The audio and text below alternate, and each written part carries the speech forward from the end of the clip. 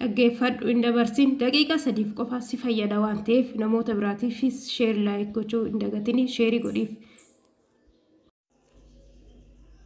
Ashama harka fuunee kabajamtootaaf jaalatamtoota maatii YouTube channel kan taate marti keessanuu akkam jirtanii akkam yoo kana geessanii galanni waaqayyoof haa ta'u na bira hunduu bareeda nagaaf jaalalli waaqayyoo iddoof lafa jirtanitti isiniif haa baay'atu. Akkasumas namoonni kanaan dura maatii koo turtan nagaan bakka jirtan isiniif haa baay'atu. Namoonni channel kanaaf haaraa taatan like subscribe share gochuun nu deeggaraa.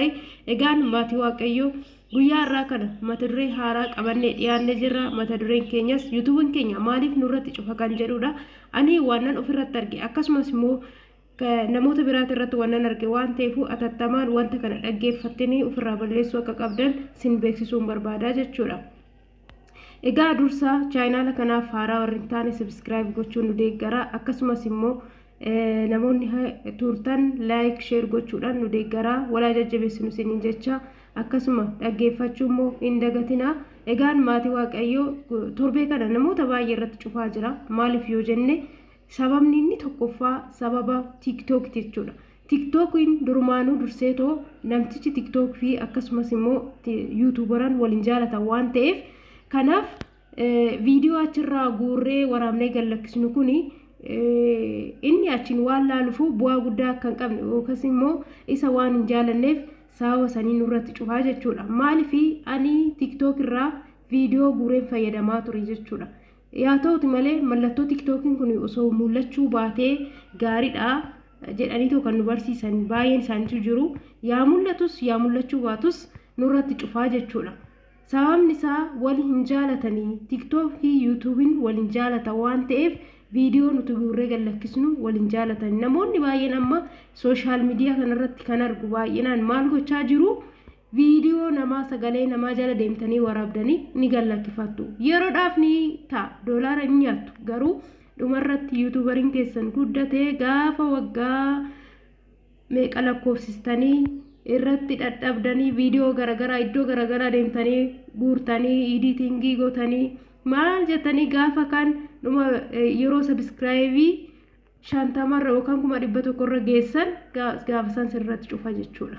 Kanaaf maatii waaqayyoo fakkeenya fudhachuu dandeenya. Fakkeenya fayyoo jaalalaa namni wallaan hin jiru. Fayyoo jaalalaa YouTube ishee 50 ga'e jennee gaafa nu komentii ishee kenninu fayyoo jaalalaa YouTube'n ishee irratti cufe kaleessa baay'ee tokko bu'aa jirti. Ofii isheetee baay'ee gadditee ijoolleen akkasuma fayyoo jaalalaa kanaan dura beektan seenatoo chaanaalee ishee haaraa kakuu kan jedhu sarchii godhatoo jajjabeessaa isiniin jenna. Kakuu irratti seentee waa baay'ee haasa'ittee jirti.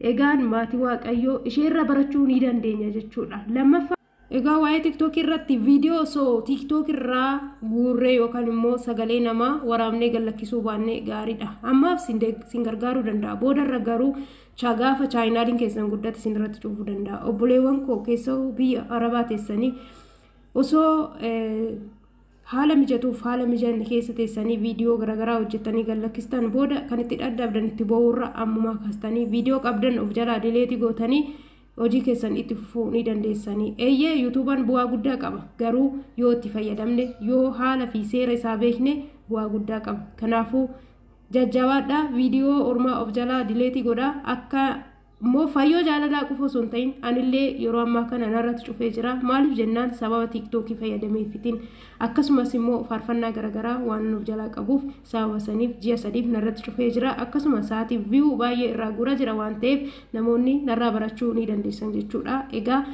asmaanas sin beeksisaa viidiyoo TikTok irraa hin fayyadamina. Yoo dhuguma YouTube hojjechuu barbaadan viidiyoo hin fayyadamina. Inni lammaffaa immoo maal jechuun barbaade inni lammaffaan Facebook, Instagram akkasumas immoo viidiyoo garagaraa namoonni garagaraa hojjetanii kan gallakkisan osoo itti fayyadamuu baattanii gaariidha. Akkasuma immoo suuraa garagaraa Facebook irraa taampilanii osoo godhachuu baattanii gaariidha jechuudha. YouTube'n yoo itti fayyadamne bu'aa guddaa qaba akkuma jenne seera isaa yoo beekne malee hin ta'u jechuudha. Kanaafuu booda garuu sin irratti cufuu danda'a. Egaa suuraa garagaraati si fayyadamina jechuun barbaada. Keessaa immoo TikTokii kana of eeggannoo fayyadamaa. TikTokii sinuma TikTokiin fayyadamina. Kan TikTokii koomatti TikTokiinis bu'aa guddaa qaba waan ta'eef achumatti TikTokii irratti hojjedhaanii kana jechuu barbaanna. Jaalatamtootaa fi kabajamtoota maatii Waaqayyoo kan taatan hundi keessanuu suuraan ani fayyadame kan ammoo firii suuraadha. Firii suuraa kana argachuuf yeroo biraa viidiyoo biraan sinii hojjedha jechuudha. Agasitti turtii gaarii isiniif haa ta'u nagaan tura.